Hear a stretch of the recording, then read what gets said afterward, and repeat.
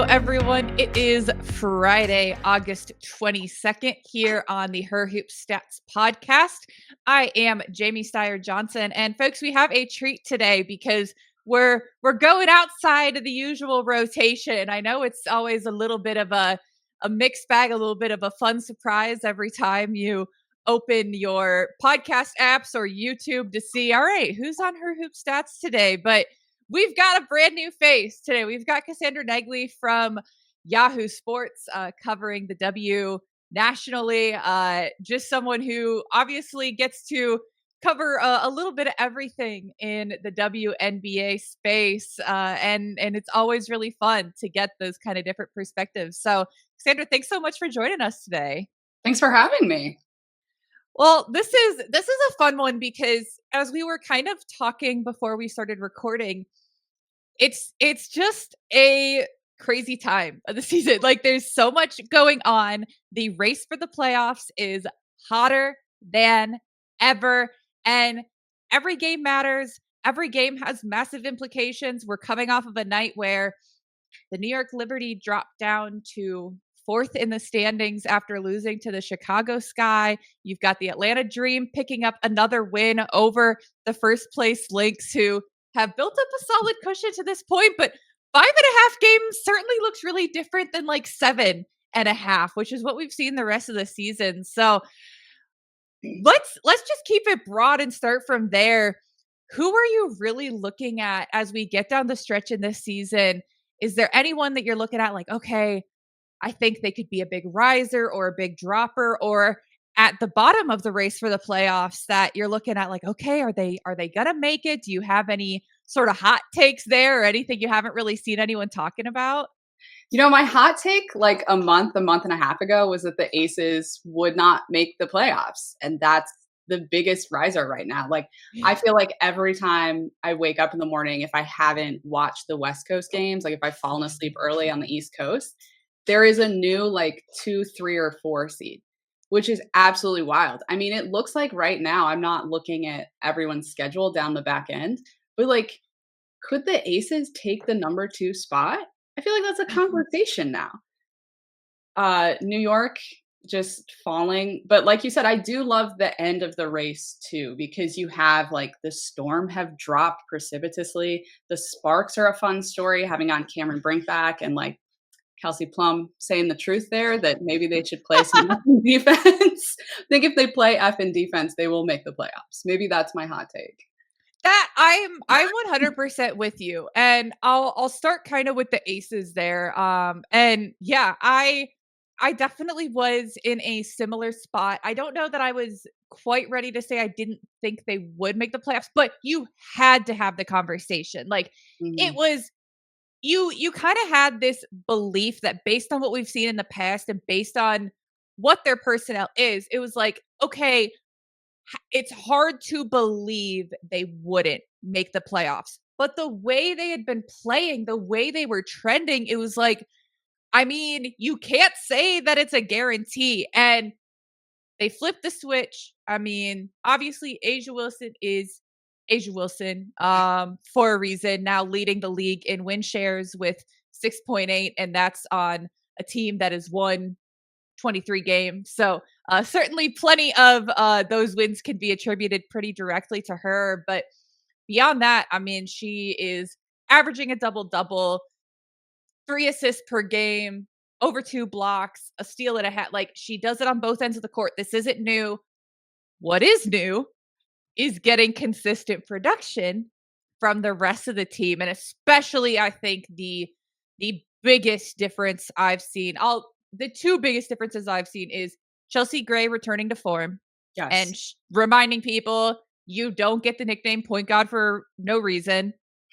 And then Kirsten Bell, not just stepping into the starting lineup so they can bring Jewel Lloyd off the bench, but stepping into the starting lineup and finally finding her rhythm, finally finding her confidence, knocking down huge shots, making big plays, has put in a significantly increased effort on the defensive end so that is she a lockdown defender? No, not necessarily, but she's not a massive liability defensively. And that is just what Vegas needed so badly was consistent supporting production, and that's what they've gotten. Yeah, you look at a player like Kirsten Bell, who really was at the end of the rotation, like end of the bench for a long, long time. And to step in and take her spot, Nalissa Smith as well, that was a good trade that helped him Mhm. out. And I think the other part of that is moving Jewel Lloyd to the bench, which came at her request, it sounds like. And Becky thought about it for a while. Like the interesting thing I think about Jewel Lloyd, I mean, she hasn't had the most productive past 2 games. But for a while, like she was finally hitting double digits, like 27 points, 14, 10. And I started thinking, like, is this a sixth player of the year contender?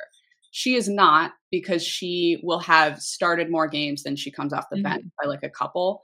But that's like the kind of success that they have suddenly had, kind of feels like finally like the light turned on with all of these moving pieces for Becky Hammond.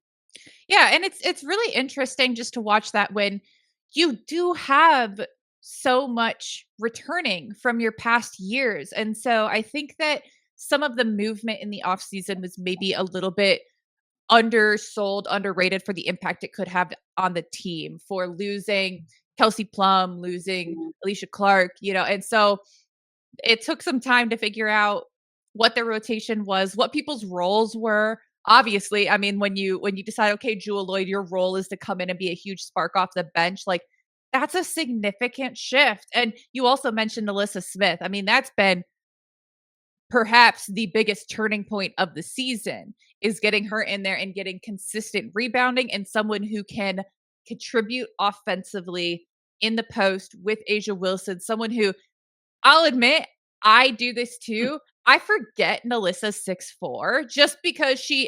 she's so athletic and she moves so well. And this is despite watching her close up playing at Baylor against Iowa State constantly throughout her college years. So like it really should be burned into my memory. But you see her sometimes go up, especially defensively against some of these other teams. You're like, oh, right. Like, she can bottle people up. Like, the other day, she was really banging with Bree Jones, and Bree Jones is someone who's several inches Mhm. taller in my mind.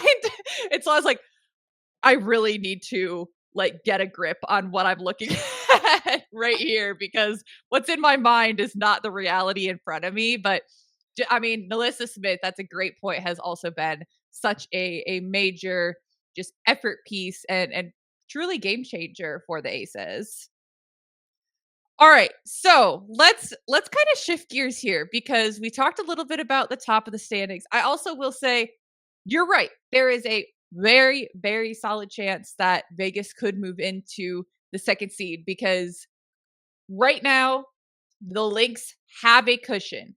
That cushion is capable of going away down the stretch, especially if Nafisa Collier's coming back. It feels fairly safe, but we'll get to that when we get to that at this point in the season. But after that, you have Atlanta, Vegas, and the Liberty all with it. Excuse me, and Mhm. the Mercury all within a game and a half of each other. And so one of those teams is not going to be hosting. And I wouldn't be betting against Vegas, that's for sure. At the bottom of the playoff race, though, you mentioned the Sparks.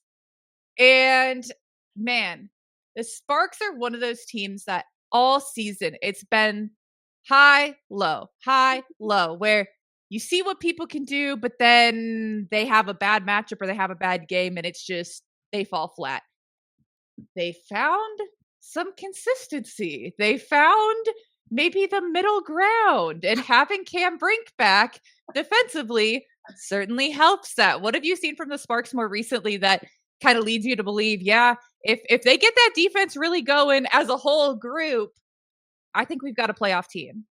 Well, I think Kelsey Plum had talked recently about she's actually better when she takes fewer shots. And that interview she had with Sue Bird recently on the Bird's Eye Mhm. podcast, I thought was very enlightening. I don't think she has, whether she's had the opportunity or not, like she hasn't gone in depth on why she asked for this move out of Vegas. And a big reason was to be more of a focal point, right? Like she talked about not being the fourth option. She wanted to be kind of more of the top option, like running the offense. I think maybe what we overlook all the time, and you kind of touched on it with the Aces, is it takes time to put a lot of these pieces together, especially when you have a first year head coach who's never coached in the W before, in Lynn Roberts. So I think they seem to be finally finding chemistry, figuring out that Kelsey can't just score 40 every night. But at the same time, like, they're just outscoring people when they win. They're not like, there is no defense. And I don't want to take anything away from Paige Becker scoring 44 because that was an incredibly efficient night for her. But that it came against the Sparks was like, okay. Yeah. Yeah, it's like, okay, well, I mean, if I were taking bets on who the first 40-point game of the season came against, Sparks probably would have been up there. It's been a good one. Maybe Connecticut, although they seem to be, again, like doing better lately after Mhm, that trade for Leah Edwards. So mhm. I think the Sparks issue really is just defense. Like, you need defense to win in the playoffs. You cannot rely on outscoring your opponent all of the time. I don't know if the defense is going to come together that quickly, and who knows like how much Cameron Brink can give down the back end of the season, kind of still averaging about 13 minutes a game. But certainly like gives a rim protecting option for them that they desperately need. Yeah, I mean, certainly, yes. As you say, need that rim protection because right now, defensively, the Sparks are in the bottom 3 in the league for opponent restricted area, field goal made, field goal percentage, and then also the worst in the league at allowed mid-range field goal percentage, the Mhm. worst in the league in allowed three-point shots made. So it's it's tough because for an offense that really prides itself on efficiency, as we certainly anticipated for Lynn Roberts coming into this season. She did not change her offensive Mhm. philosophy significantly. They take the fewest mid-range field goals in the league, but they're really allowing people to kind of gash them in the mid-range. And I think a lot of that is because of the struggles they have defensively. You can have decent primary initial defense, but when you get into the flow of an offense, when you get into, okay, we're going through a screen or we're switching, just the stuff that needs a little bit more of that chemistry, a little bit more of that communication, that's where things tend to break down because they do have some very solid on ball defenders. And it's just that kind of lack of experience. And then I think the lack of chemistry with some of the players that are new to the group and they've had kind of a revolving door. You know, you didn't have Campbell very recently. You missed Ray Burrell for a huge Mhm. chunk of the season. And so you've just had some of these moving pieces that haven't quite come together yet. I do think they for sure have the opportunity to make a push for the playoffs, but like you said, I mean, it really is going to come down to having defensive production, being able to not solely outscore opposing teams. The schedule for them is a little bit tough since they do see Phoenix, Atlanta twice, Vegas, Phoenix twice actually. So they they have some struggles, but the other teams around them have some tough schedules as well, and they're probably a little bit healthier than some of the teams that they're competing with there. So the last player I really want to highlight for the Sparks is a personal campaign of mine. Well, there's two that I've been really high on this year. One of them being Azari Stevens and what she's done, which I've talked about ad nauseum on this show. So I'm going to kind of move past that because I've spent hours, I think, at this point talking about her, but I needed to acknowledge it and talk about Rakia Jackson Okay. because 8-0 in the season when Rakia scores 20 or more.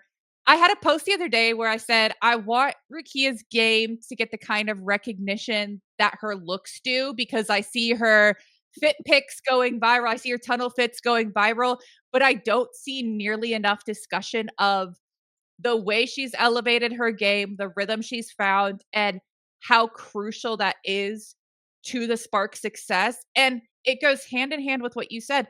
Kelsey Plum acknowledges that a lot of the time she's better when she's a little bit lower volume. And that's not to say when she's low volume, just to start the season, she was at an unsustainably Mhm. high volume. And so, first of all, for her to recognize I desperately need other people to be contributing more, and not as a slight on them, but as I can't take this all on myself. She also discussed how the weight of leadership was more maybe than she anticipated. And I thought that was a really great point just to be open about and to be honest about. I just love the kind of conversations that Sue's been having there. But to have someone like Rakia, who again was out for a portion of time to start the season, came back and took some time to really get integrated back into the rotation, and then recently has been lights out, producing at an absurd rate, is regularly breaking her career highs in like 3 points made in a game. I mean, her efficiency has been through the roof. I could just keep talking about her myself, but I'll let you talk about a little bit about Rakia, a little bit about just who you're seeing contributing on the Sparks as a whole. Yeah, that's a good comment about Rakia, like talking about her game reaching, talking about her looks. She has been consistently overlooked, and she's such an important piece to the Sparks. I will also add Julie Allemond at Yes. point and taking ball handling duties off of Kelsey Plum, which has helped everyone out. She's averaging a career high 5 point, or it's not a career high. She is averaging 5.1 assists, but it's still 12th in the league, which is pretty high and significant for someone who missed time during Eurobasket, which is another reason they struggled early. I think this season is such an interesting one, as others are when there are international competitions, but the regular season is not going to give you a full picture because there's so much like inter context to it. And there Mhm. are teams like the Sparks and the Valkyries for that matter who missed a lot of players throughout Eurobasket. Yeah, it's just been, I don't know, it's been tough because everyone's been impacted by injuries, but That you've too. had so many different reasons why people could miss time unrelated to injuries. And so it just feels like so few teams have really found a consistent rhythm, consistency in any fashion. And that's why the teams who have looked consistent have been so good and so talked about because, the Lynx have been fairly consistent, just dropped two straight for the first time all season. But prior to that, going 28-5 is no small feat. And so when you have that and you've had fee miss time, but you're one of the few teams that have not had a starter besides her out for consistent time. They had Jessica Shepard out for a while as she went over and competed overseas, but ended up coming back, has reintegrated really well. And then Atlanta, I mean, they found consistency even with a lot of injuries. That feels like something that is going to be really consequential down the stretch in the playoffs is the teams that have lost players and had players out at different points of the season, but still found success even without them. That's part of why I'm high on still the Lynx. That's part of why I'm really high on the Dream because the things they've done when Ryan Howard was out, when Brittany Griner was out, with Jordan Canada out for a huge portion of the season. I mean, if you're producing without them and you can get healthy down the stretch, that very well could be the separator in the postseason to me.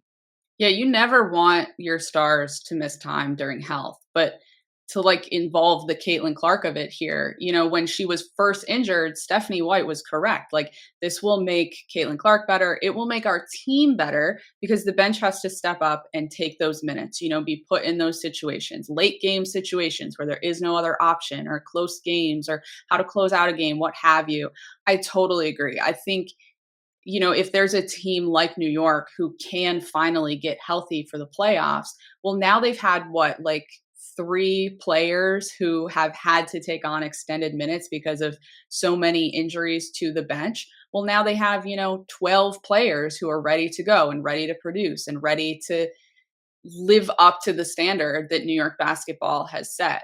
I do worry, though, how injuries will continue to impact the playoffs, especially knowing that it's a very condensed playoff schedule. And especially in the first round, like you're going 1-1-1. That's going to be hard on all of us, to be honest.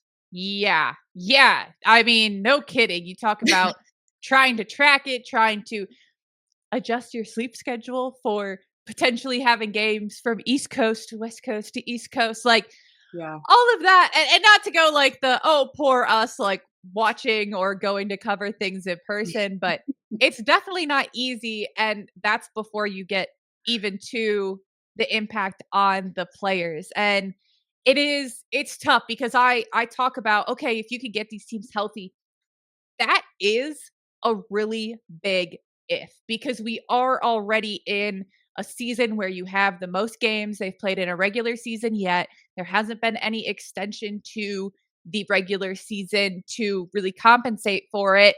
Mhm. It hasn't really been even optimized to allow for these increases in games played. You have people going back to back on the road.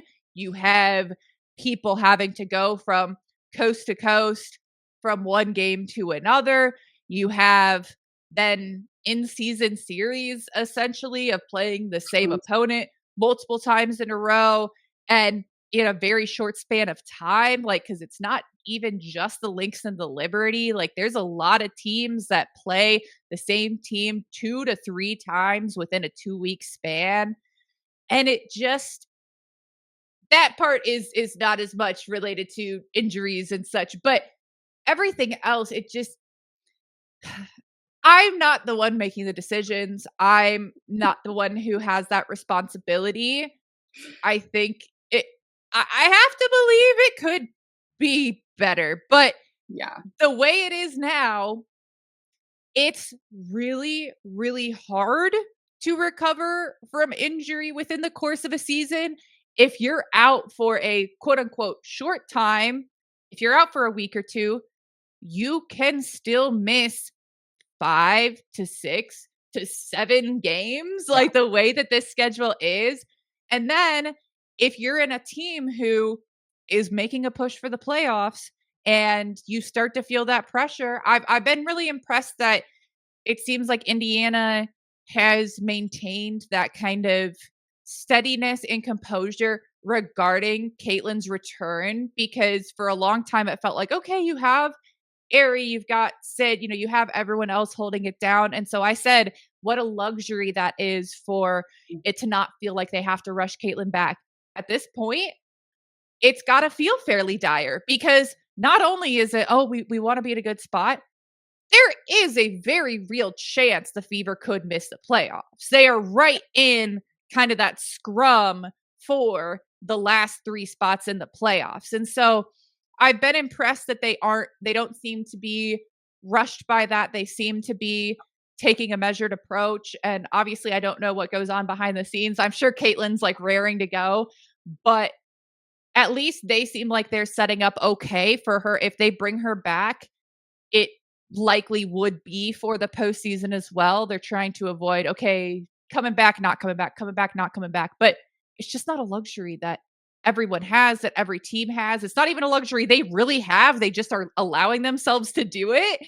And so it's just, I don't know. I don't know like what my overall point was, except for to say that it's tough to know that like in a perfect world, we could be setting up for such a great postseason and there will still be such great games. But when I say, oh, if this team gets healthy, and that if is just like underlined, italicized, asterisk, like I don't anticipate most teams being particularly healthy because of the way the schedule lines up.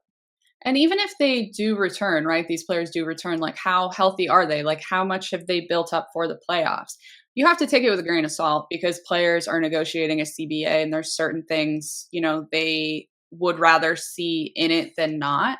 But the Liberty players talking about the finals last year, and maybe the Lynx said it as well, but just how they could have maybe played a cleaner series collectively if they weren't so tired by the end of October, and I think we certainly saw that like in game 5.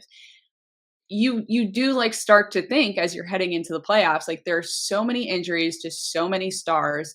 Is it realistic that they get up to speed that quickly? That, if you're talking about Indiana, one of the most interesting things is at this point, how many games has Caitlin played with everyone else available? And that's not even considering like losing Sophie Cunningham, which I think is a pretty also dire situation at this point, and obviously don't have any point guard backups for when Caitlin is healthy, other than Odyssey Sims, but she just joined the team, so that's Mhm. a little bit different there. Um, yeah, I we've kind of like swerved here, but I agree with you that like I would like to see just better scheduling, more room for a lot of this to breathe. I think the games will be better. I think, as the WNBA goes along with all of this viewership and interest, they do need to look at some of these kind of little tweaks to make the game better. And I know officiating has received a lot of criticism and a lot of talk, and how they handle officials is one of them, but certainly how they schedule. Like when I was in Minnesota for that first game, the Lynx Liberty rematch, I asked Kayla McBride because she had made this remark like so stupid that they were playing New York that many times in such a short amount of time. And I said, well, what is so frustrating about that as a player, like player perspective? Like, we know why it's frustrating. Why is it frustrating to you? And she didn't really have an answer, but she did say, like, this is not, to your point, this is not the first time this season that this has happened. She's like, we just played Chicago a bunch. Before that, we played X team a bunch. Like, it's just, this isn't baseball. Like, there does need to be a look at how we're scheduling it, because I do think it affects the standings and, Mhm. the postseason in a certain way.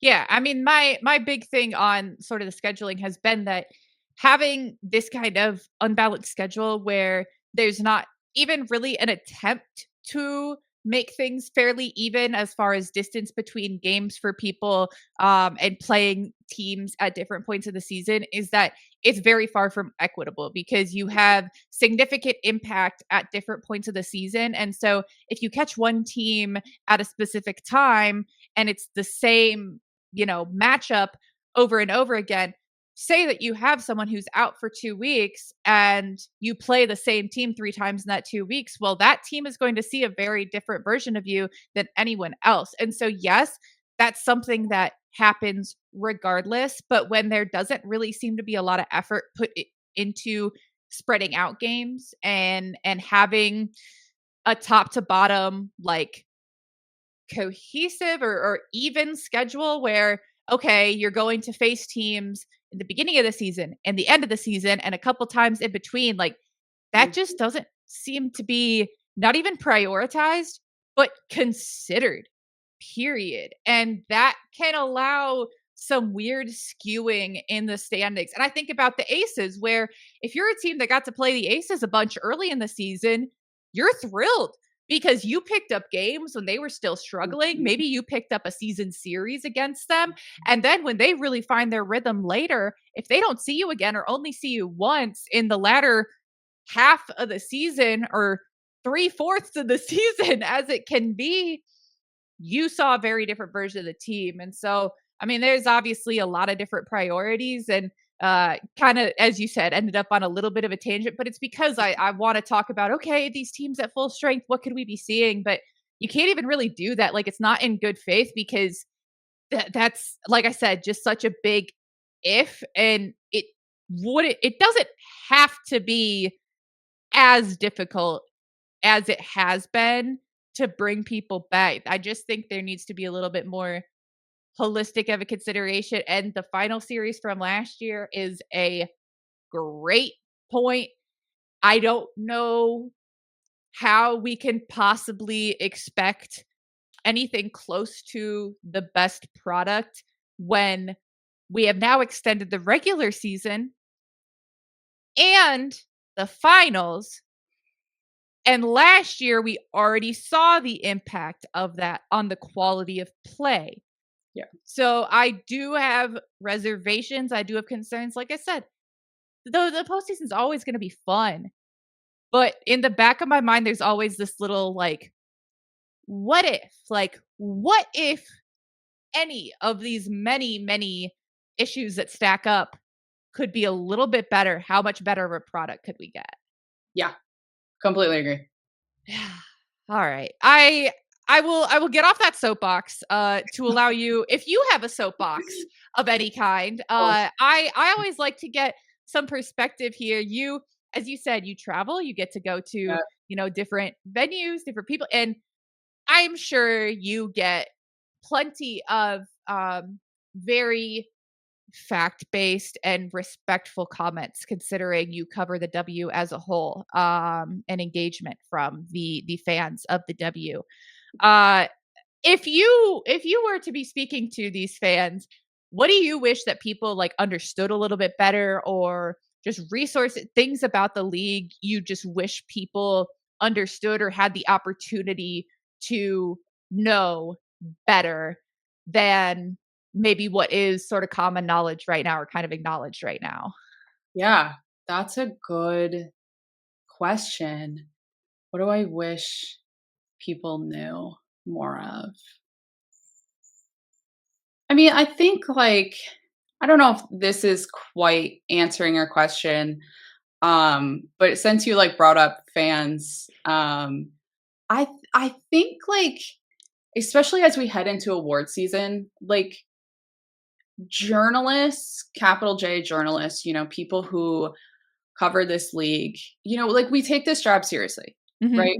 We, as you said, are delivering facts and we want to write stories that are based on those facts. We're not digging into conspiracy theories that are based on some like random video that you think means this person doesn't like this person. Ooh, which actually leads me to another soapbox, but I'll swirl back to that.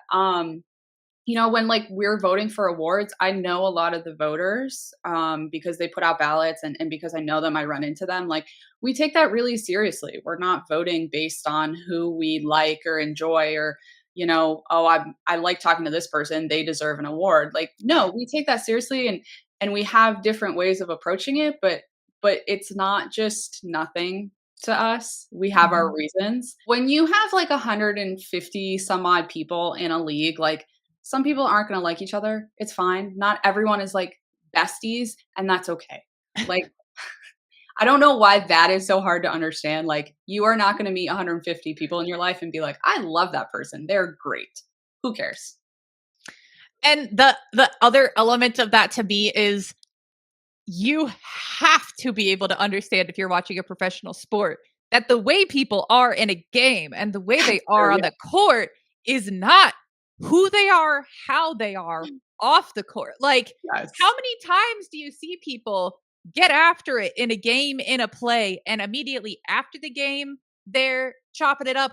Frankly, immediately after the whistle blows, they can be smiling. Like the other day or yesterday, when Jess Shepard and Ryan Howard collide, and Jess is on the ground and Ryan's falling over, and she's like kind of grabbing her, and Jess is sitting there laughing because the play's dead. She's trying to keep Ryan from falling over into her. Like it's all there's at least the base level of respect, Yeah. and there are some that I feel like have maybe more contentious relationships with people, or maybe just don't care as much about how that's perceived. That's also fine. It's a job. Hmm.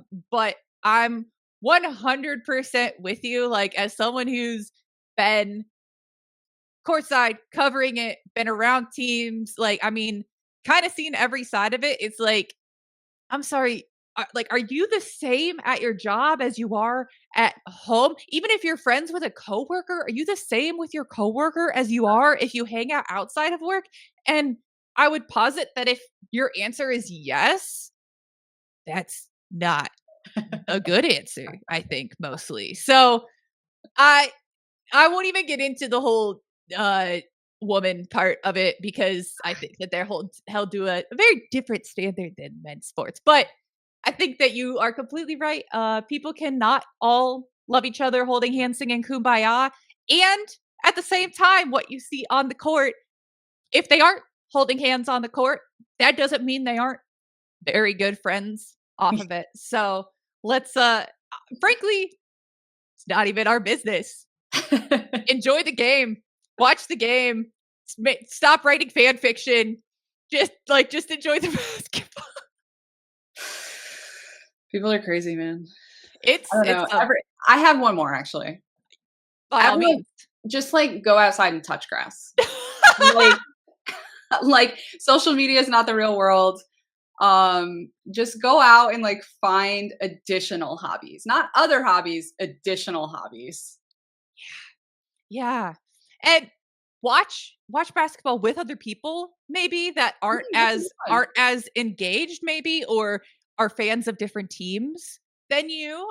Get a little bit of additional perspective there. And then outside of that, yes, other hobbies are great. It's so healthy. Again, as someone who has made basketball my entire life for basically my entire life, like carried around in a baby Bjorn as my mom coached camps, like my mom was pregnant with me while coaching college team, to that level, it can't be your whole life, Yeah. especially if you're not getting paid to do it. Like I beg you, like there has to be more out there. I love how engaged people are. That's the thing. Is I'm Yes. not saying like don't love the W, but I do think a lot of people just need just a little bit of perspective and then I think we would all be happier. I think we could all have better conversations. I think what's interesting is the W is now like its fandom has reached the fandom of other leagues in that Mhm. aspect. Like I'm thinking of people I went to college with who like, Mets game at 7, got to rewatch this Rangers game at 10, like can't do stuff because the game's on. And I'm like, listen, big sports fan myself here, but like we gotta take some breaks here. Like your team can't be your entire life, okay? You're gonna be disappointed and sad and You upset. can't invest that much in something you have no control over. Yes. That's always how I look at it is you can't let something that you have literally zero impact on personally rule your entire life. And the sooner you come to terms with that, the more fun it can be because you can divest a little bit and say, all right, if things go poorly, I can turn the TV off. I Yeah. can leave the house. The people who can't do that are the ones whose actual job it is, the players, the coaches. And so, let them do that. Let them worry about that. And you can just take a quick time out and then circle back. And I think I think that would be really good for I everyone. would agree. I would agree.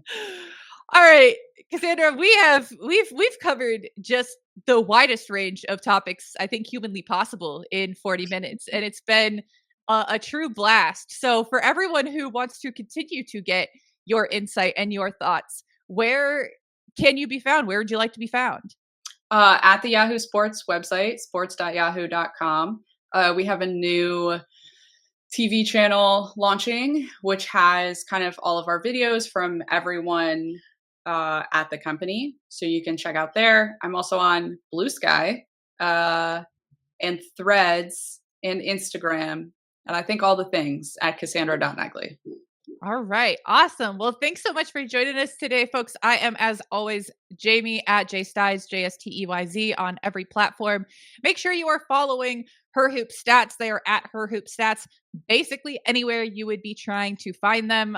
Make sure you are subscribed to the podcast on whatever audio app you use or on YouTube and subscribe to our newsletter, getting you a whole bunch of insights. We are getting down the stretch you don't want to miss anything. You want to know what's at stake on any given day. So thank you so much for tuning in, everyone. As always, we will be back next week. Have a great weekend.